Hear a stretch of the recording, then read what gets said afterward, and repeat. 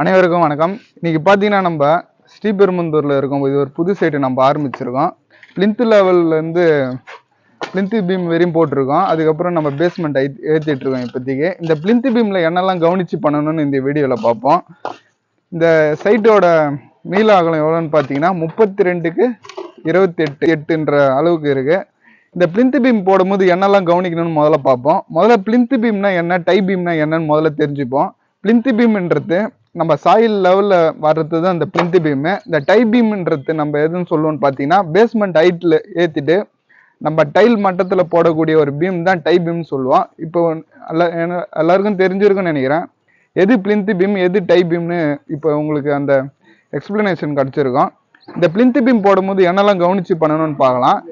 இப்போ plinth beam நம்ம மேலோட்ட போடக்கூடாது. சாயில் லெவல்லேருந்து ஒரு அடியாச்சும் நம்ம கீழே இறக்கி போடணும். இது எதுக்கோசரம்னு பார்த்தீங்கன்னா உள்ளே இருக்கிற மண்ணும் நம்ம வெளியே வரக்கூடாது, வெளியில் இருக்கிற மண்ணும் உள்ளே போகக்கூடாதுன்ற இதில் தான் நம்ம இந்த பிளிந்த் பீம் இந்த லெவலில் போடுவோம். இந்த டை பீம் எல்லாரும் போடலாமா அப்படின்னு ஒரு சந்தேகமாகவே இருக்கும். யாரெல்லாம் டை பீம் போடலான்னு பார்த்தீங்கன்னா 3 அடிக்கு மேலே நீங்கள் ஹைட் ஏற்றுறீங்கன்னா கண்டிப்பாக டை பீம் போடணும். 3 அடி இல்லைன்னா 3 அடிக்குள்ளவே நம்ம பேஸ்மெண்ட் ஹைட் ஏற்றுறோன்னா கண்டிப்பாக டை பீம் போடாமே நம்ம குத்துக்கல் எறி முடிச்சிருப்போம். அதுலேருந்து நம்ம பில்டிங்கை எழுப்பிடலாம். நீங்கள் 3 அடிக்கு மேலே போயிருக்கீங்கன்னா கண்டிப்பாக டை பீம் போடணும். இந்த டை பீம் எதுக்கோசரம் போடுறாங்கன்னு பார்த்தீங்கன்னா எல்லா காலமும் நம்ம இணைக்கிறதுக்கோசரம் தான் இந்த டை பீம் கொடுக்குறோம். இல்லைன்னா எதனா ஒரு காலம் விலகி போகிறதுக்கு வாய்ப்பு இருக்கு. அப்படி விலகி போச்சுன்னா நம்ம செவுரு ஒரு கோர்ஸாக ஆகிறதுக்கு வாய்ப்பு இருக்கு. அதனால டைல் போடும்போது அது கண்டிப்பாக காட்டி குத்துரும். அதுக்கோசரம் தான் ஒரு 3 அடிக்கு மேலே நம்ம ஹைட் எழுப்புறோம்னா கண்டிப்பாக டை பீம் போடணும். சரி, இந்த பிளிந்த் பீமில் எவ்வளோ ராட் மினிமம் யூஸ் பண்ணலான்னு பார்த்தீங்கன்னா 4 ராட் யூஸ் பண்ணலாம். மினிமம் 12 mm ராட் யூஸ் பண்ணணும். ஸ்டெரப்ஸ் பார்த்தீங்கன்னா 8 mm ஸ்டெரப்ஸ் கண்டிப்பாக யூஸ் பண்ணிருக்கணும். M20 ரேஷியோ நம்ம மெயின்டைன் பண்ணணும். இந்த பிளிந்த் பீமுக்கும் M20 ரேஷியோன்றது 1:1.5:3. அதாவது 1 பாண்டு சிமெண்ட்டுக்கு 1.5 பாண்டு மணல் 3 பாண்டு ஜல்லி என்ற அளவுக்கு நம்ம யூஸ் பண்ணணும். நிறைய பேருக்கு ஒரு சந்தேகமாக இருக்கும். ஒரு சில இடத்துலலாம் பார்த்தீங்கன்னா பலகை வச்சு நம்ம பிளிந்த் பீம் போடுவாங்க. ஒரு சில இடத்துல பார்த்தீங்கன்னா செங்கலை வச்சு நம்ம பிளிந்த் பீம் போடுவாங்க. ஏன்னு பார்த்தீங்கன்னா இப்போ பலகை நம்ம சைட்ல யூஸ் பண்றோம்னா ₹1 அதிகமாக ஆகிறதுக்கு வாய்ப்பு இருக்கு. ஆனால் நம்ம செங்கலை வச்சு நம்ம பிளிந்த் பீம் போடும்போது ₹1 கம்மியாகிறதுக்கு வாய்ப்பு இருக்கு.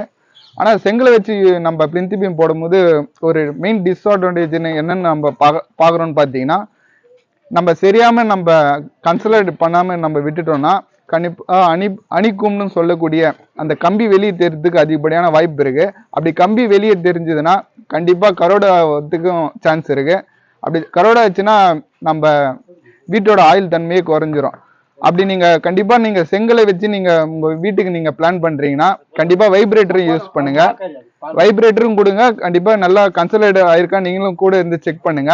அப்படியே நம்ம கவர் பிளாக்கும் கண்டிப்பா மெயின்டைன் பண்ணணும். இந்த பிளிந்த் பீமுக்கும் கவர் பிளாக்கை பத்தி நம்ம நிறைய வீடியோ பண்ணியிருப்போம். நீங்க தேவைப்படுறவங்க அந்த வீடியோ போய் பாருங்க. அதுக்கடுத்தது நம்ம எவ்வளவு அடி நம்ம பேஸ்மெண்ட் ஹைட் ஏற்றி இருக்கோமோ அது நம்ம கண்டிப்பா உள்ள நம்ம மணல் கொட்டி கூறாடுவோம். அதுக்கு முன்னாடி என்னெல்லாம் கவனிக்கணும்னு பார்த்தீங்கன்னா நம்ம பிளாஸ்டிங் கண்டிப்பான முறையில உள் சைடும் சரி வெளி சைடும் சரி கண்டிப்பான முறையில நம்ம பிளாஸ்டிங் பண்ணியிருக்கணும். பிளாஸ்டிங் பண்ணதுக்கு அப்புறம் டாக்டர் ஃபிக்ஸிட்ல பிட்டமிக்ஸ்னு ஒரு கெமிக்கல் வந்திருக்கு. இப்போ அது நம்ம கண்டிப்பா அப்ளை பண்ணிட்டு நம்ம மணல் கொட்டணும். அப்படி நம்ம அந்த கெமிக்கல் நம்ம அப்ளை பண்ணாம நம்ம மணல் கொட்டி இருந்தோம்னா கண்டிப்பா அந்த கரையான் எறும்பு இது போலலாம் நம்ம வீட்டுக்குள்ள வர்றதுக்கு அது அதிகப்படியான வாய்ப்பு இருக்கு. அதுக்கு மேல நம்ம மணல் கொட்டி ஒரு 2 நாளாச்சும் கூறாடணும்.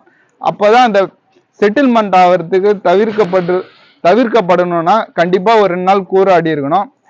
இதெல்லாம் நம்ம சரியா நம்ம பண்ணாம விட்டோம்னா எப்போ இதுக்கான விளைவுலாம் தெரியும்னு பார்த்தீங்கன்னா ஒரு 5-6 வருஷம் கழிச்சு நீங்க எதனா ஒரு டைல் உள்ள போவோம். இல்லைன்னா ஒரு சில டைல்லாம் சவுண்ட் வரும். இதெல்லாம் எதனால பார்த்தீங்கன்னா இதெல்லாம் நம்ம பேஸ்மெண்ட்ல நம்ம சரியா நம்ம கவனிக்காம பண்ணாத விட்டதுனால ஒரு 5 வருஷம் கழிச்சு தான் இதோட விளைவுலாம் நம்ம பார்ப்போம்.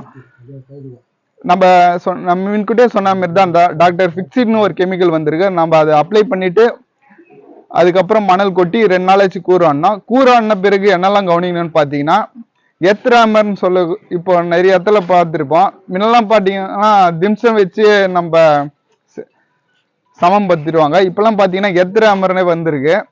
அதை வச்சு நம்ம வைப்ரேட்டர் கொடுக்கறதுனால நல்ல ஒரு பேஸ்மெண்ட்டுக்கு நல்லா கிடைக்கும், நல்ல ஒரு grip கிடைக்கும். அதுக்கப்புறம் நம்ம பிசிசி மேலே போட்டுட்டு அதுக்கப்புறம் நம்ம கரையான் தடுப்புக்கு அந்த கெமிக்கல்லாம் அப்ளை பண்ணிட்டு அதுக்கு மேலே நம்ம வீடு கட்ட ஸ்டார்ட் பண்ணோம்னா கண்டிப்பா நம்ம பேஸ்மெண்ட் நல்ல உறுதி தன்மையோட இருக்கும். உங்க வீட்டோட ஆயுள் தன்மையை அதிகரிக்கும். நம்ம போடக்கூடிய வீடியோக்கள்லாம் உங்களுக்கு பிடிச்சிருந்தா நம்ம சேனலை ஃபாலோ பண்ணுவோம்.